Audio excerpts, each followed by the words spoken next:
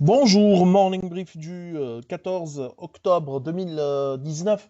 Alors, le marché action tunisien termine la semaine sur une baisse. Il s'agit de la sixième semaine consécutive, hein, pour une baisse, c'est-à-dire sixième perte consécutive euh, sur une semaine. L'index a reculé de 0,42, creusant ses pertes annuelles à moins 3,70% depuis le début de l'année. Pour ce qui est des principaux écarts de la semaine, Sifat affiche la plus forte hausse avec 23,9% de gains.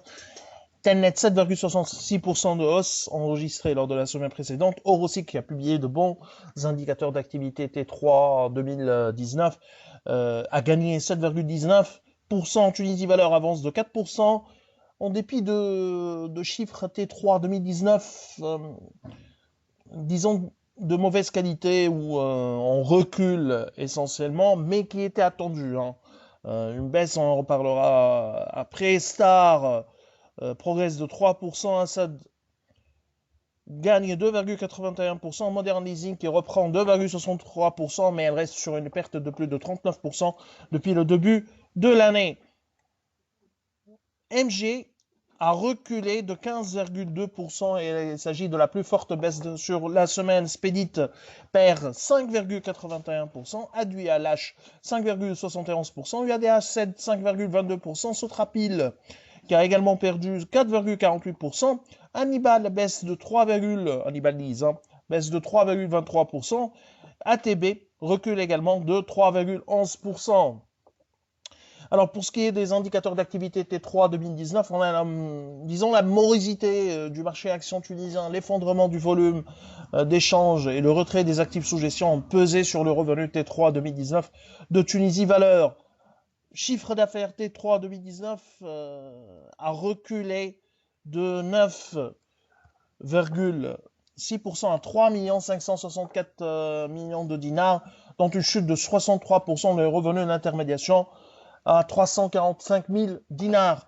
En revanche, les revenus de la gestion ont affiché une hausse de 11,1% à 2 174 000 dinars. Depuis le début de l'année, les revenus de Tunisie Valeur ont accusé une baisse de 15% à 11 889 millions de dinars. Il s'agit de chiffres qui sont inférieurs à nos attentes, hein, même si on s'attendait à, à une année 2019 difficile suite à disons, à l'assèchement de liquidités, ce qui pèse sur, aussi bien sur la gestion d'actifs que sur les volumes en bourse, avec des taux taux d'intérêt qui restent élevés. L'activité intermédiation, bien évidemment, a été le segment qui a été fortement touché par cette conjoncture. Alors, un petit mot sur les élections. La victoire de Kais Saïd était attendue, mais l'ampleur est surprenante, hein. Il s'agit d'un nombre de voix record, à un moment record pour un candidat, lui conférant probablement une légitimité au-delà de ses prérogatives constitutionnelles.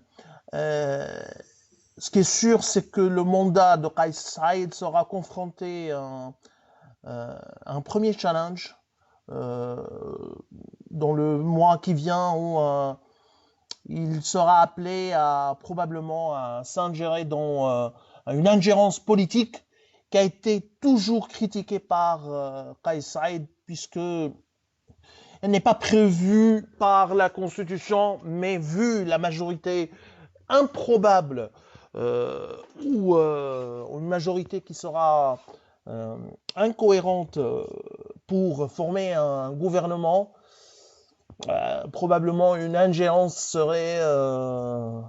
serait obligatoire pour former un nouveau gouvernement. On verra dans les prochains jours, mais on félicite bien sûr Kais Saïd pour son nouveau ou son mandat en tant que président de la République tunisienne. Nous vous remercions pour votre attention et on vous donne rendez-vous pour mercredi matin, puisque demain il n'y aura pas de bourse. Au revoir, à mercredi prochain.